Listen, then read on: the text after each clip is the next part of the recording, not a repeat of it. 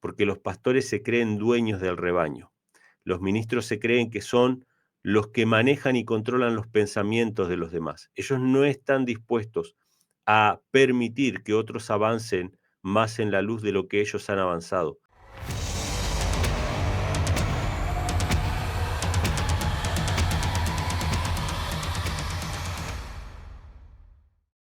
Saludos hermanos, Dios les bendiga. Es un gozo, una alegría para mí poder encontrarme nuevamente por este medio. Hacía rato que no estaba grabando videos propiamente dicho por una serie de viajes. Básicamente me estuve centrando mucho en los sermones de la iglesia de los sábados, que va a seguir siendo una prioridad para mí, es decir, lo más importante, los sermones de los sábados, pero no quiero perder esta costumbre de poder grabar temas eh, relativos a la época en que vivimos, cada vez que tenga la oportunidad, o a los eventos o a las cuestiones que estén sucediendo. En esta ocasión, hoy es día de Acción de Gracias, por lo menos en los Estados Unidos, en Canadá y algunos otros lugares donde se celebra. Aquí en Puerto Rico está muy arraigada el Día de Acción de Gracias. Acá se lo llama el Día del Pavo, ¿sí? Porque se suele comer pavo en ese día. Pero ya he hablado en otras oportunidades acerca del origen de esta festividad. Es una festividad que nos toca a nosotros como cristianos, no solamente como cristianos protestantes, y en especial, diría yo, en especial, como adventistas del séptimo día. Todos aquellos que hayan leído el libro El conflicto de los siglos, que conocen más o menos la historia de la iglesia cristiana, ¿no? Durante la Edad Media, incluso terminando la Edad Media, ya en la época de los grandes descubrimientos, hasta el año 1500, saben y conocen que Estados Unidos era llamada, ¿sí?, la tierra de la libertad. ¿Por qué era llamada la tierra de la libertad? Porque a Estados Unidos se escapaban todos los que eran perseguidos por diferentes cuestiones en Europa, escapaban y podían encontrar asilo y podían encontrar un lugar donde practicar sus creencias en libertad. Así fue como fue fundado los Estados Unidos, a base de los peregrinos que escaparon, y en esto vamos a hacer como una especie de aclaración, ¿no? Si bien los que vinieron en el Mayflower, en el barco desde Holanda, que pasó también por Inglaterra, porque eran puritanos que eran perseguidos en Inglaterra, que fueron a Holanda, después pasaron por Inglaterra para recoger a otras personas que salían de Inglaterra, más o menos unas 100 personas, de las cuales sobrevivieron, tanto al viaje como al primer invierno, sobrevivieron más o menos la mitad, y que fundaron una de las primeras colonias en los Estados Unidos. Todas estas personas eran perseguidos religiosos, no eran simplemente colonos, no iban como conquistadores a añadir territorio simplemente a la monarquía inglesa, sino que más bien eran perseguidos del rey. Aunque formalmente ellos se tenían que declarar súbditos del rey, se iban de Inglaterra porque no encontraban lugar en su propio país, al cual ellos amaban, para practicar libremente sus creencias. Y obviamente estos eran puritanos, eran personas que no se habían amoldado o no se habían eh, unido, digamos, a la iglesia oficial de Inglaterra, que era la iglesia anglicana, ¿no? Sabemos que siempre que la iglesia y el Estado se unen, deriva en persecución. No fue la excepción Inglaterra, aunque supuestamente era un país protestante. El hecho de estar unida la religión con el Estado trajo como consecuencia inevitable la persecución a las minorías, y dentro de esas minorías estaban los puritanos, que si bien muchos se adaptaron y se amoldaron y trataron de convivir, muchos otros tuvieron que abandonar su nación. Y así fue que cruzaron el Atlántico, pasaron realmente muchas penurias y se encontraron en América, no en el lugar donde ellos iban originalmente, sino que un poco más al norte, un lugar que solamente estaba habitado por indios. Se encontraron en un territorio nuevo, y la celebración del Día de Acción de Gracias se basa específicamente en ese encuentro también que tuvieron con los nativos, donde tuvieron una convivencia pacífica y donde ellos pudieron, después de sus primeras cosechas, dar gracias a Dios. Esta celebración de Acción de Gracias fue pasándose con el tiempo en diferentes fechas hasta llegar en la actualidad al último jueves de noviembre, cada último jueves de noviembre se dedica a dar gracias a Dios por cómo Dios protegió a su pueblo. Y hoy, como no podía ser la excepción, que es Día de Acción de Gracias, vale la pena rememorar un poco esto. ¿Por qué? Porque se nos está hablando de la mujer en el desierto, se nos está hablando de Apocalipsis capítulo 12, de cómo esa mujer, que es la iglesia, tuvo que escapar a los lugares solitarios de la tierra, a los lugares desérticos. No solamente pasó esto con los valdenses, probablemente en un periodo más antiguo, los valdenses que tuvieron que huir, ¿sí?, al norte de Italia, a los Alpes, a las montañas, escapando de la persecución católica, sino que también los puritanos que fueron perseguidos por la iglesia anglicana, por la iglesia de Inglaterra, tuvieron que llegar hasta el Nuevo Mundo, tuvieron que llegar hasta América, y allí Dios tenía un plan. Evidentemente Dios tenía un propósito para esa iglesia perseguida, para levantar un pueblo que restaure los mandamientos de Dios, que restaure la palabra del Señor, que había sido tan pisoteada y tan abandonada por los protestantes de diferentes épocas. Obviamente en Estados Unidos iba a surgir el gran movimiento adventista y todo esto tenía un propósito, tenía una razón de ser.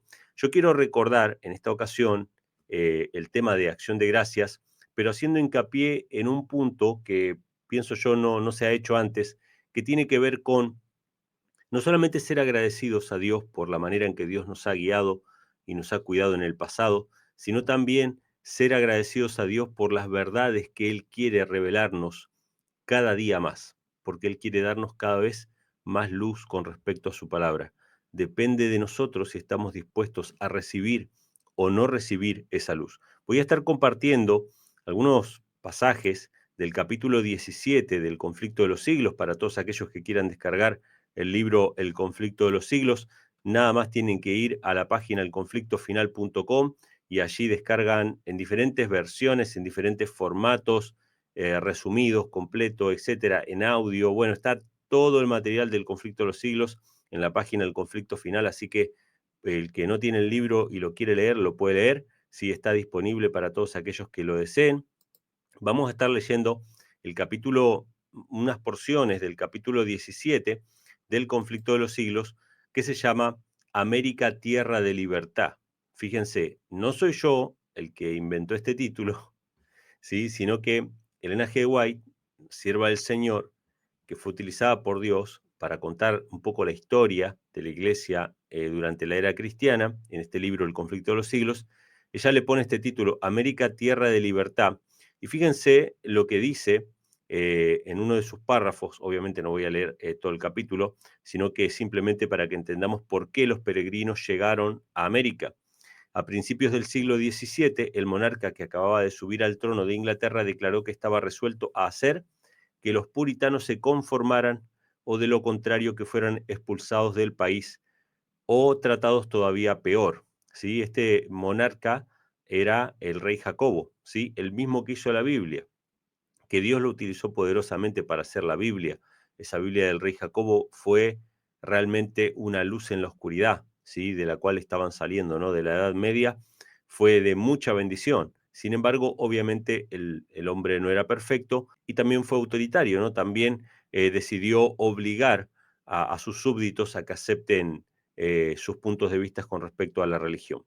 Dice, acechados, perseguidos, apresados, no esperaban mejores días para lo porvenir y muchos se convencieron de que para lo que deseaban servir a Dios según el dictado de su conciencia, Inglaterra había dejado de ser un lugar habitable. O sea, tenían que irse si querían ser fieles a Dios.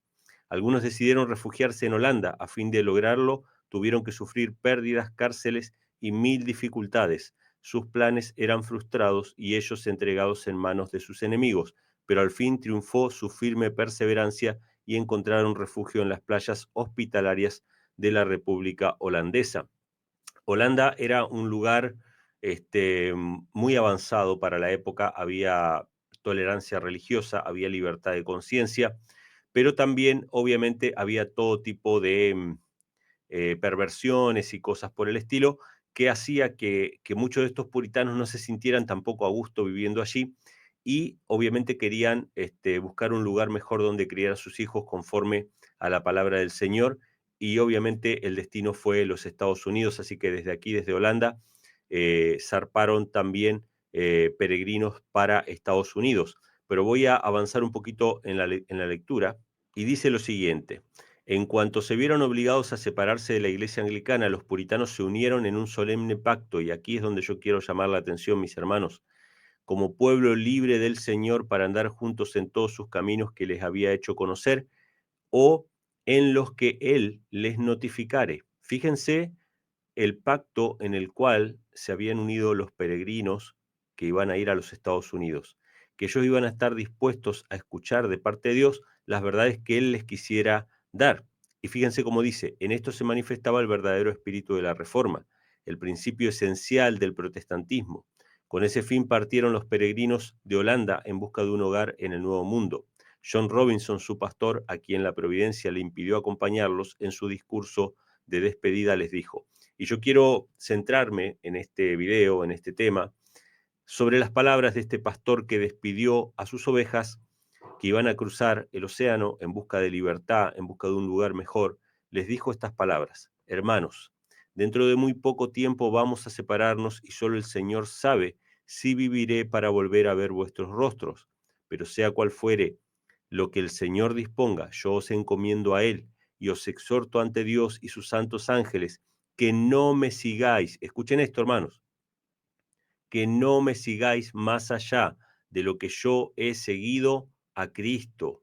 Si Dios quiere revelaros algo por medio de alguno de sus instrumentos, estad prontos a recibirlo, como lo estuvisteis para recibir la verdad por medio de mi ministerio. Pues seguro estoy de que el Señor tiene más verdades y más luces que sacar de su santa palabra. ¿Qué le dijo el pastor a los peregrinos que se iban? Miren, no me sigan a mí más de lo que yo he seguido a Cristo. Si Dios tiene más verdades, si Dios tiene más luces, estén dispuestos a escucharlas. Estas son las palabras de un verdadero pastor, hermanos. Estas son las palabras de un verdadero pastor. Lamentablemente sufrimos, padecemos en este tiempo una gran tibieza espiritual entre el pueblo de Dios, entre el pueblo adventista e incluso entre los ministerios independientes, porque los pastores se creen dueños del rebaño. Los ministros se creen que son los que manejan y controlan los pensamientos de los demás. Ellos no están dispuestos a permitir que otros avancen más en la luz de lo que ellos han avanzado. Censuran a las personas, las controlan, les están constantemente diciendo que los tienen que seguir a ellos y a nadie más. Un verdadero pastor le dice al creyente que busque a Dios en su palabra, que camine según lo que Dios le revela en su palabra, que no le sigan a él, que sigan a Dios, que sigan a Cristo. Pero un falso pastor va a querer controlar lo que usted piensa. Le va a querer decir constantemente qué es verdad y qué es mentira para que usted lo siga a él.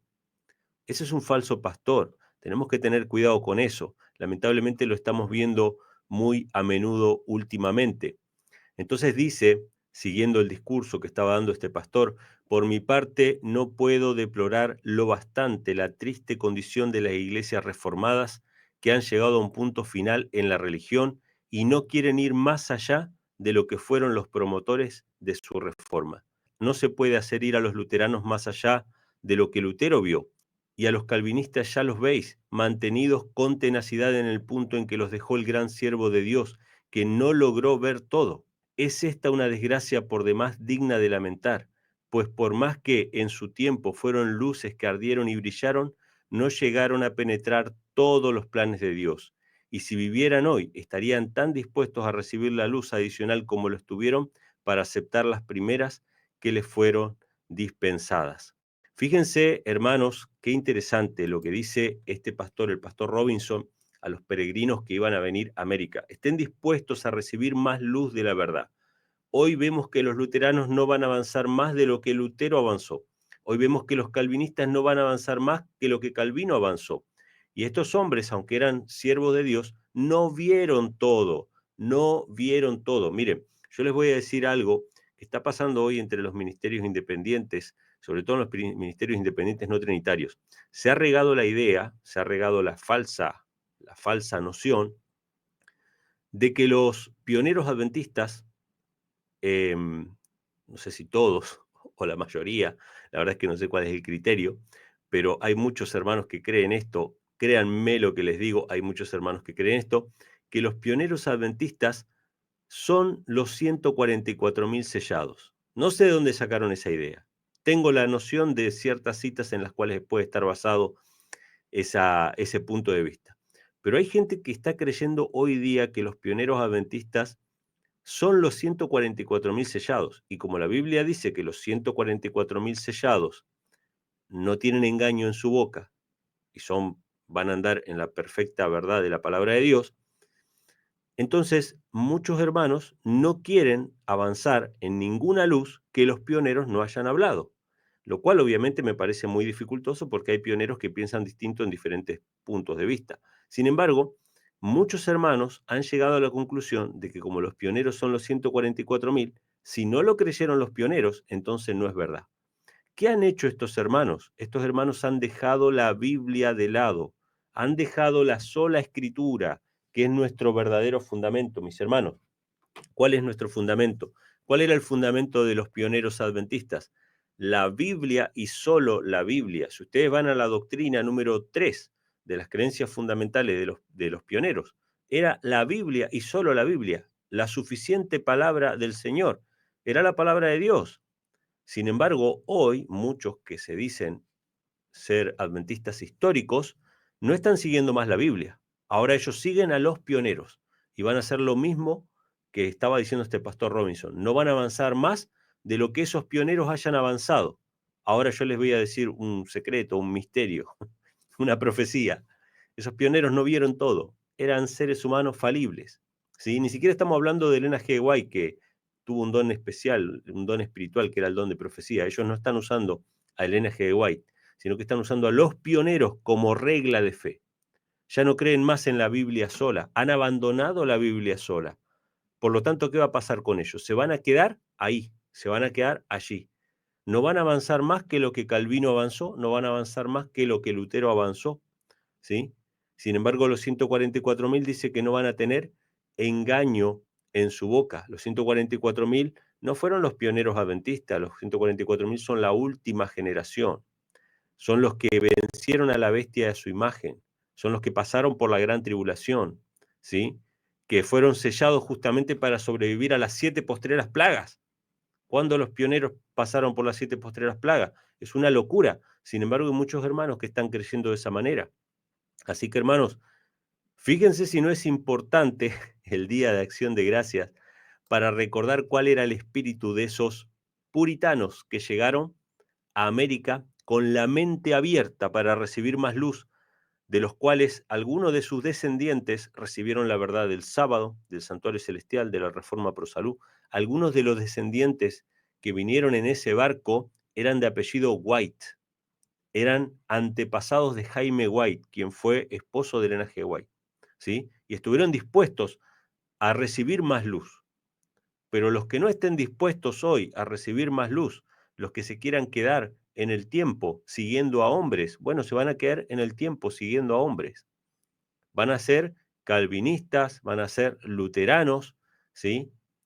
Van a ser seguidores de los pioneros, pero no van a ser seguidores de la palabra de Dios. Todo lo que usted cree tiene que estar fundamentado solamente en la palabra del Señor. Biblia sola, sola escritura. A mucha gente no le gusta escuchar esto. Yo me sorprendo que sea entre adventistas del séptimo día. Mucha gente no quiere escuchar esto. Sola escritura. Lo demás es fanatismo. Lo demás es fanatismo. ¿Sí?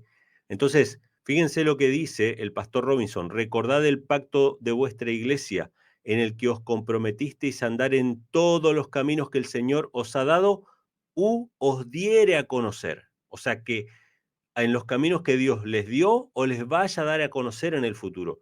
Recordad vuestra promesa y el pacto que hiciste con Dios y unos con otros, de recibir cualquier verdad y luz que se os muestre en su palabra escrita. Pero con todo tened cuidado, os ruego, de ver qué es lo que aceptáis como verdad. Examinadlo todo, consideradlo y comparadlo con otros pasajes de las Escrituras. ¿Con qué tenemos que comparar, hermanos? Con la misma Biblia. No hay otra regla de fe. No es si lo creyó fulano, lo creyó mengano, si lo aceptó tal o cual. O vamos a decir como los fariseos: ¿han creído en él alguno de los príncipes de Israel? Ah, si no creyeron en él, entonces nosotros no creemos. Tenemos que comparar con las Escrituras. antes de aceptar una verdad, porque no es posible, fíjense lo que dice, que el mundo cristiano salido hace poco de tan densas tinieblas anticristianas pueda llegar enseguida a un conocimiento perfecto de todas las cosas.